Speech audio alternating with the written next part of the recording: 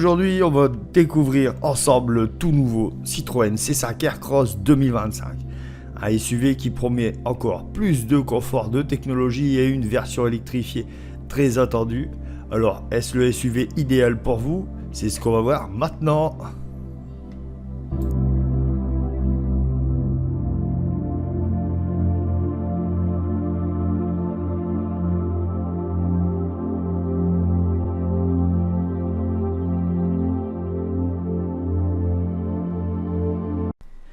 Là, on a deux modèles, donc le modèle Plus et le modèle Max. Donc, on va voir un peu la différence entre les deux.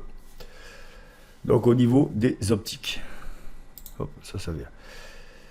Au niveau des optiques, feu diurne à LED, donc c'est pareil. Au niveau des jantes, alliage 18 pouces. Bon, alors deux différents modèles. Perso, je préfère ceux sur le Max.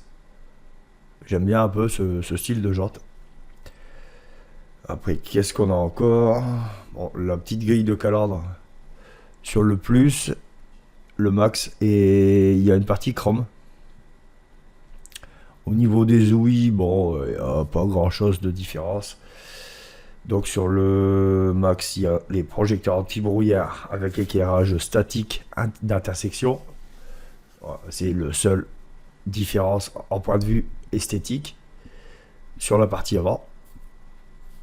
Sur la partie arrière, qu'est-ce qu'on a de différent? Il n'y a pas grand chose. Si, les barres de toit, on a les barres de toit en supplément sur le Max. Intérieur, rétroviseur intérieur électrochrome sur le Max. Voilà.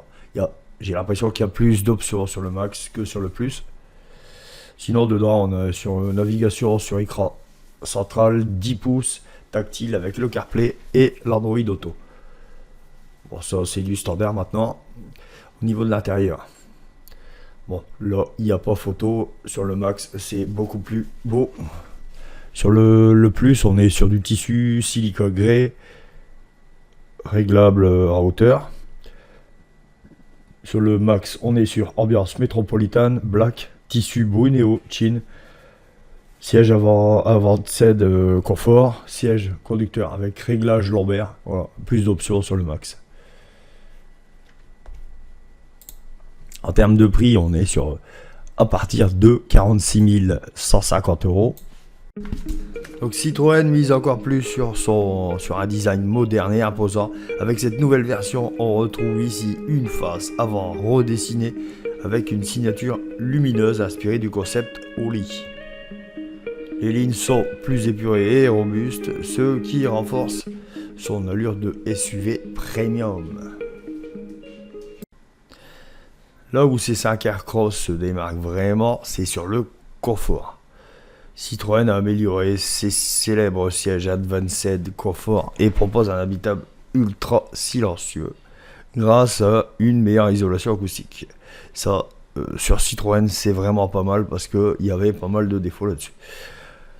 On se sent comme dans un cocon. Voilà, donc là on voit un peu les sièges.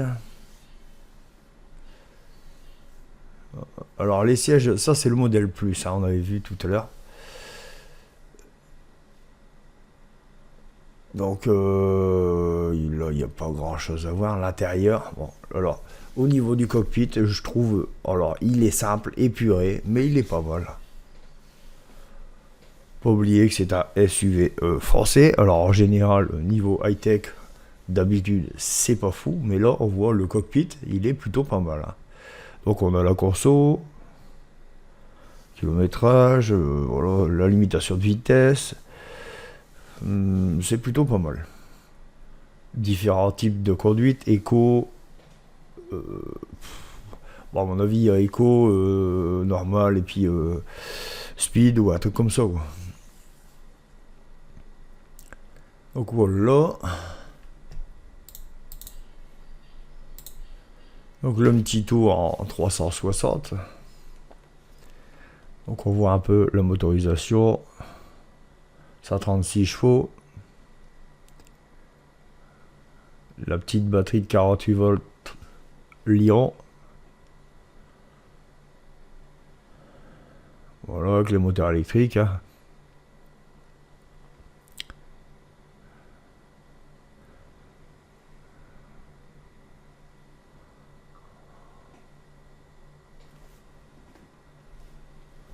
Moi, je la trouve plutôt correcte. Hein. C'est plutôt une belle voiture.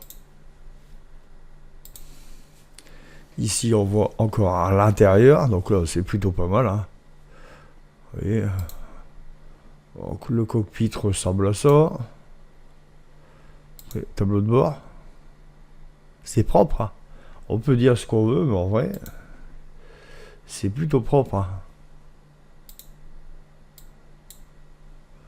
Alors, les sièges arrière, ça va. Hein. Les intérieurs de porte sont pas mal. Hein, c'est propre. C'est un peu futuriste. Bon, pas trop, j'avoue. Qu'est-ce qu'on peut voir? Attention, on va regarder un peu le ciel de toit. Alors, je suis pas fan du belge. Hein. Je suis désolé, mais je suis vraiment pas fan. Par contre, ça, c'est plutôt pas mal. Toit panoramique. Alors, au niveau de l'arrière, c'est correct, hein, mais le belge, voilà pourquoi ils ont pas mis gris, le petit gris anthracite qui est là, le petit gris souris même. Bon, c'est pas grave. Hein. Voilà, le porte-gobelet. Qu'est-ce qu'on a d'autre? La console centrale. Voilà. Les infos essentielles, donc le petit SUV compact hybride essence, donc 1,6 litre, 4 cylindres injection direct turbo, 150 chevaux, 250 Nm de couple, boîte de vitesse automatique, transmission avant, donc la puissance du moteur c'est 110 chevaux. Donc l'autonomie moyenne 58 km, autonomie max 70 km. Recharge sur Wallbox 6 kW à 80% en 2 heures. Consommation urbaine 100, c'est pas marqué, 10, moyenne 17 kWh pour 100 km. La puissance des batteries 12,4 kWh. Puissance 180 chevaux au total, donc on a 110 chevaux plus 70 chevaux électriques. Coût d'une recharge 2,23 centimes d'euros. Ça va en vrai, ça va, c'est plutôt pas mal. Vitesse max 215 km/h. Coût en électricité pour 100 km 3,06 euros. Alors ouais, c'est bizarre. Qu'est-ce qu'on a d'autre? Le poids 1 tonne 770, la taille du coffre 460 à 1510 litres. Donc le C5 Aircross de 2025 vaut-il le coup au prix de 45 000 euros? À vous de voir. Voilà. Dites-moi en commentaire ce que vous en pensez si vous êtes intéressé par ce véhicule. Moi, je le trouve plutôt correct. Allez, salut, prochaine vidéo.